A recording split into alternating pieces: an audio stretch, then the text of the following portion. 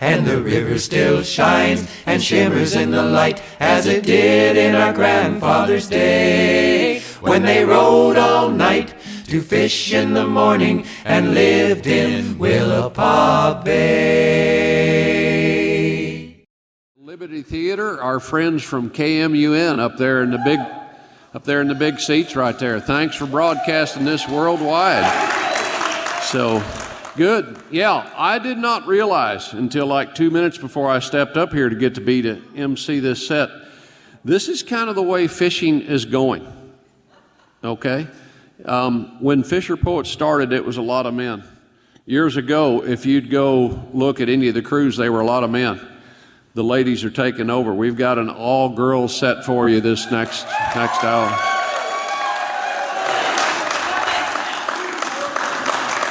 That makes me a bit nervous that you guys are that excited, and that means I'm in the way. I want to introduce somebody. I'm going to do it quickly because I want you to get right to listen to what she has to say. She's not just a dear friend. She's an incredible small animal veterinarian in Soldotna, Alaska. But she was a fisherman first and a fisherman forever before she became a veterinarian. She's a set netter from Cook Inlet. Please welcome my dear friend, Meezie Hermansen.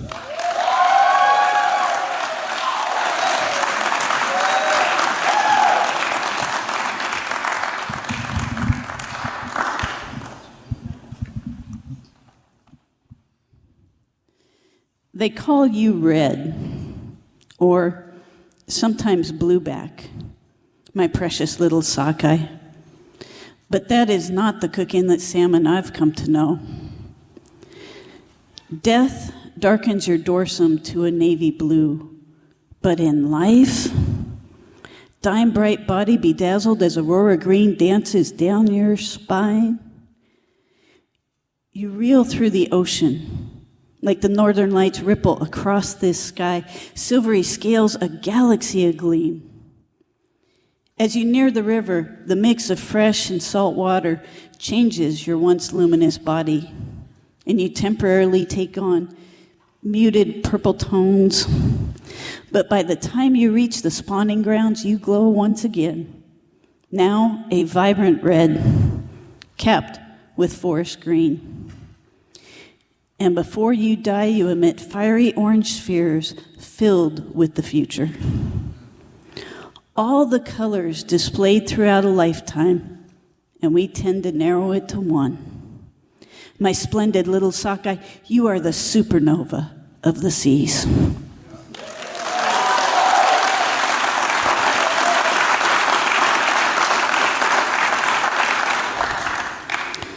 This one's called Bad Weather. The wind ambushes the sea.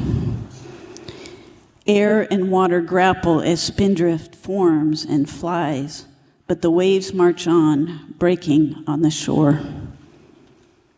Poised in the surf, we wait for a flat spot, hoping it appears. Johnny is braced in the bow, the pull-out line clutched in his hands. John stands near the stern, ready to launch. I hold steady by the stern rail.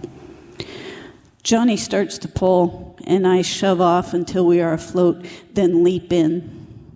John follows suit, and in unified chaos, we pull our little skiff out into Cook Inlet. A wave crashes over the bow, slams the deck, and soaks us in an instant. The flat spot was a mere dot in this angry sea. We haul out to deeper water, fire up the outboard, and head north towards Humpy Point and our locations. Some people claim there's no such thing as bad weather, only bad clothing. Fishermen know better.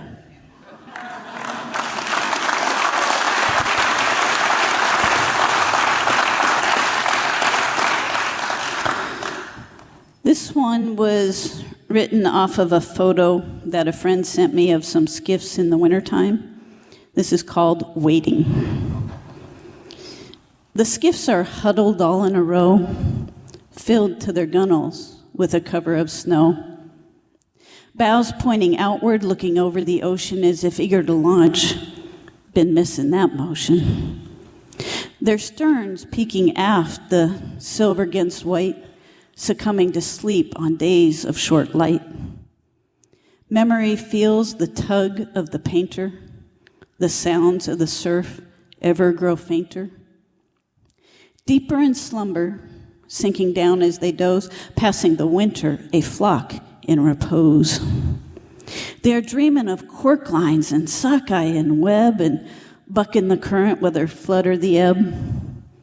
The arms of a trailer, cradling their sides, moving up towards the bluff, away from high tides. At the close of the season, the scenes are all fading, but the skiffs pass the winter, endlessly waiting.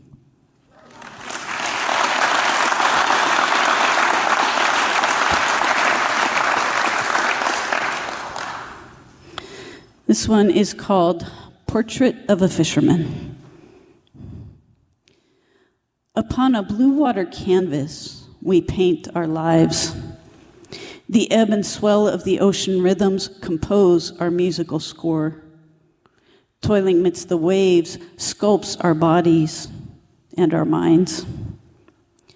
The seascape influences a fisherman's outlook, shapes our palette and perspective.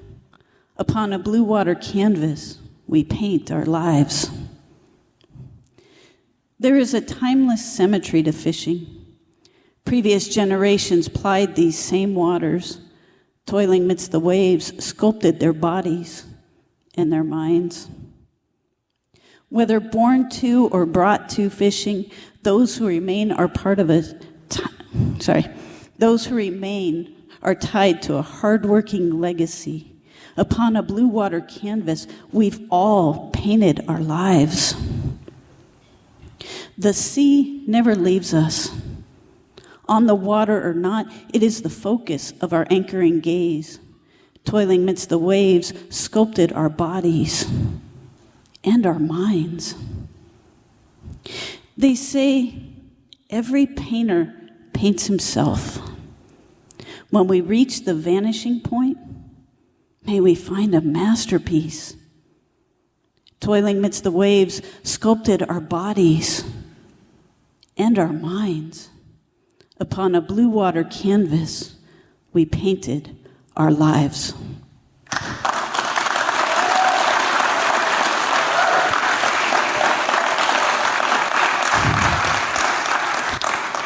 So I'm not very good at being super creative and just making stuff up. I always write from what's happened. And unfortunately, that is 100% true on this next one. And even worse yet, it's 100% true and it happened to me. And even worse is it's 100% true, it happened to me, and I'm going to tell you the story. This one used to have a title, now it's just the one about the feather. I found a certain feather in this, I must confess. I put it in my pocket for it was most impressive, but wait for just a minute to understand my scare. No, our fish camp's overrun with squirrels everywhere. This year there's so many that we are losing track of which we haven't trapped and which are coming back. Now, on to my story. As you may recall, there's treasure in my pocket when nature comes to call. I hit the head and drop my trowel, assuming the pose. When I sit on something live, well, swiftly I arose. A tickle against my keister had me shooting through the ceiling. With visions of varmints, 'twas a frightful feeling.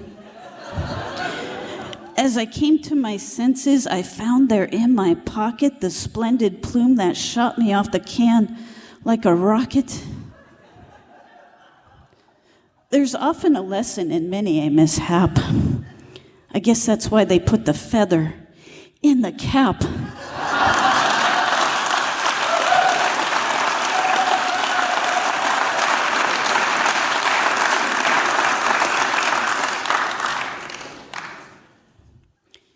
Impossibility. It is the thing you don't believe, the thing you don't try. It is a foregone conclusion. Like changing someone's political opinion on Facebook. Like getting a good night's sleep before the season opener. Like fishing a season without your father. But maybe impossibility is not a foregone conclusion. Maybe it is merely the thing you haven't tried. Although I still do not attempt to change people's opinions on Facebook. And 4 hours of sleep before a season opener would still seem a luxury. And although he's been gone for 27 years, I still have not fished a single season without my father.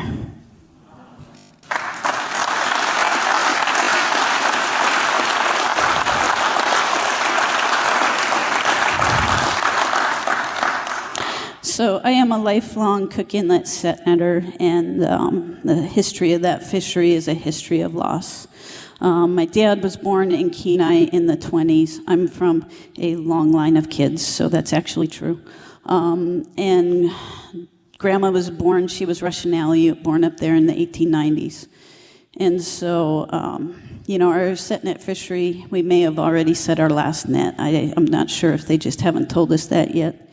But to the salmon, I owe generations of gratitude. And that's a debt I will never be able to repay.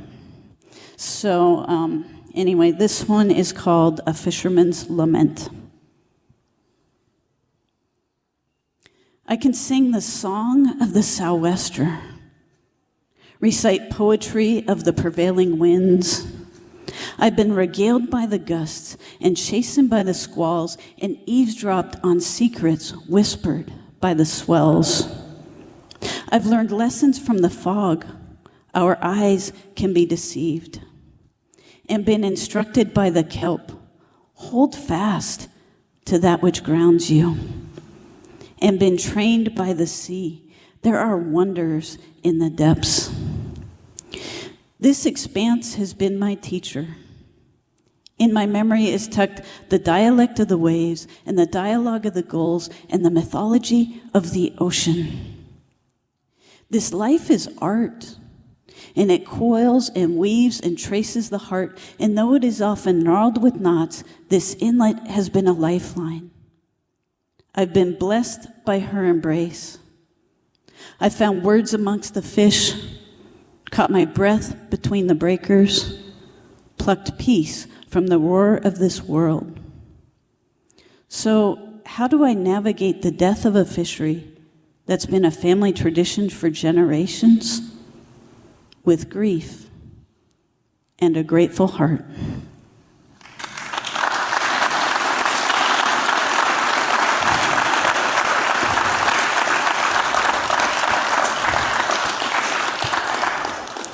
I'm going to leave you guys with this one, just a quick, it's about a fish pick, and a fish pick is just a handle with a hook on it. It's not to use on the fish, it just helps you get the web off the fish. And so that's what this is about. It's called Tools of the Trade. Sometime after I was born, I learned to fish. No. I already messed it up. Let me start over. I got it. Sometime after I was born, I learned to walk.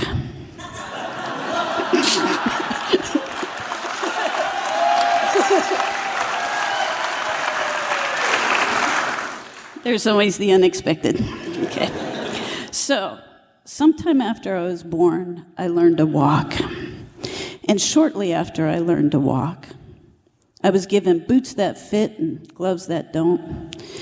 This is the world out of which I was grown. When I started off, I was far from swift with a fish pick honed from a piece of drift. The dull bent nail lashed with a whipping of twine, it was carved perfectly fit to fit this hand of mine. The deep red paint matched all those gills of the salmon I'd pick as I picked up skills. Dad made 'em custom. In my hand it stayed. It became my first tool of the trade.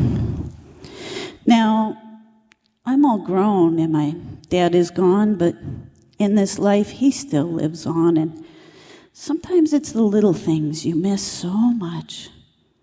Like that little red pick that you used to clutch. There's picks at the gear shed. They have them for sale, but you'll find out quick as one flies over the rail that the factory picks all sink like a stone. They don't float like the ones Dad lovingly honed. No, when you drop one, which you know you'll do, it'll sink out of sight down deep in the blue.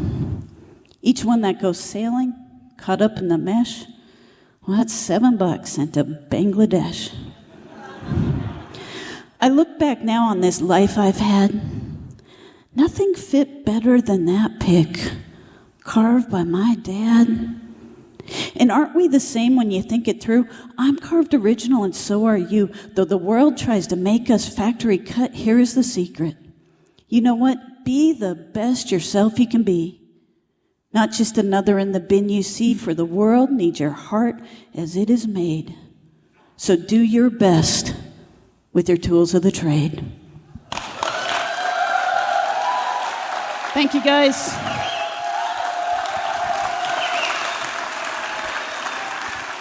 Now blow the gentle wind o'er the dark blue sea. No more will stay